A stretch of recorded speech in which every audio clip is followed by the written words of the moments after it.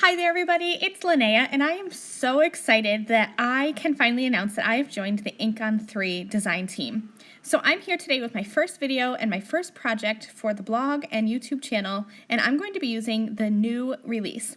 So there are 2 new stencils and 2 new 3x4 stamp sets, and I'm going to be using the Leafy Forest stencil to get started here. So when I use a stencil, especially one like this that has all of these little fine details with the stems and the leaves and everything, I like to adhere this to my cardstock using pixie spray. So I'm going to just take the pixie spray and very lightly spray the back side of my stencil. I just kind of let that sit for, it was probably about 30 seconds or so, just kind of give a light application, let that dry just for a second or two, and then I'm going to tack that on to some heavyweight white cardstock. Now I'm going to be using some of the Atelier inks to blend, and at first I thought that I would use the whole rainbow, and in the end I decided to kind of switch things around. I thought that I would want to do yellow and blue and purple and kind of mix to get the yellow and the blue making a green, but then I thought that the yellow and the purple would make a brown, so I ended up going with primary colors. So I'm going to be using the Maryland Red, the Bee Sting, and the Peacock Blue. So you see me here, I started with the Bee Sting and an ink blending tool, and then I'm moving on to the Peacock Blue, and I am just going to add random areas of color here, making sure that they overlap so that I get a full rainbow. So where the red and the blue overlap, you're going to get like a darker plum color.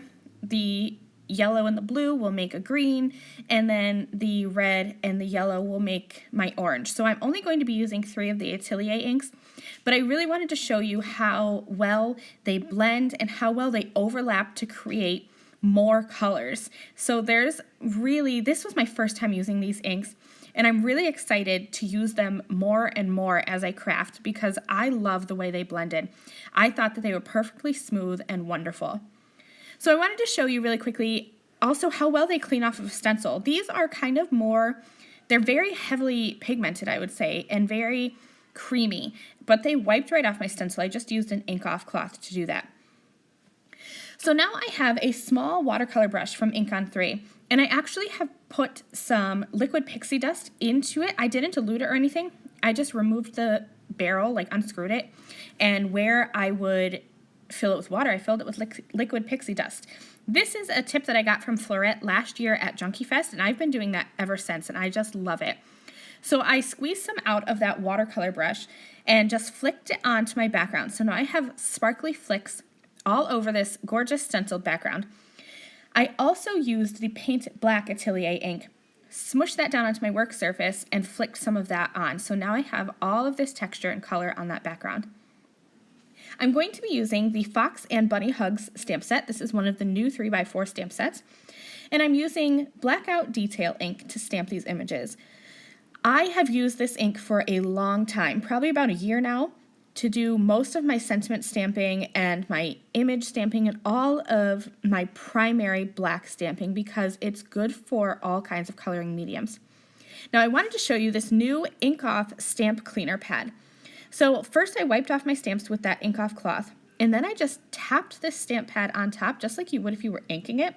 But check this out, it's cleaner in a stamp pad form. So fun, so cool. I thought this was totally awesome. So I just cleaned off my stamp and then I just wiped it off with an ink off cloth, which is just a microfiber cloth in this fun purple color. Such a fun addition to my craft room. Now I'm going to do some speed coloring here with some alcohol markers, and I am using the Spectrum Noir Tri-Blend markers, but like I said, this Blackout Detail ink is perfect for all kinds of coloring. So if you wanted to use colored pencils, you can watercolor. I just chose to use alcohol markers because this is what I keep on my craft table because these tri-blends are small and compact. So this is what I use for my coloring. When I color, I just add a quick layer of my lightest color, and then I go in with my dark to my medium, and then I blend it out with my light. So here you see me again just adding a little bit of brown gray to the face and the ear and the tail, and then I'm going to color in this little bunny with some gold brown markers. And again, just doing the same thing, starting with my light, then bringing in my dark, my medium, and my light again. And I kind of work in sections. So like I'll do the little bunny's head and ear and then his body, just to make sure. I want to keep that paper wet and saturated as I'm coloring. So that's why I work in smaller sections. So once I had him all colored, I cut out these cute little critters using my scissors, and I also stamped that sentiment and trimmed that into a banner. This is really going to be the finishing touches for my card. I'll use my T-square ruler to make sure that this sentiment gets added on to my card perfectly straight, and then I'll add that little fox and bunny image on top. Life would not be complete without some more liquid pixie dust, so I'm just going to paint that on over top of these cute little forest critters, and that will complete my card. Thank you guys so much for watching. I hope that you enjoyed this video, and I will see you again really soon with another project using InkOn3. See you soon. Bye.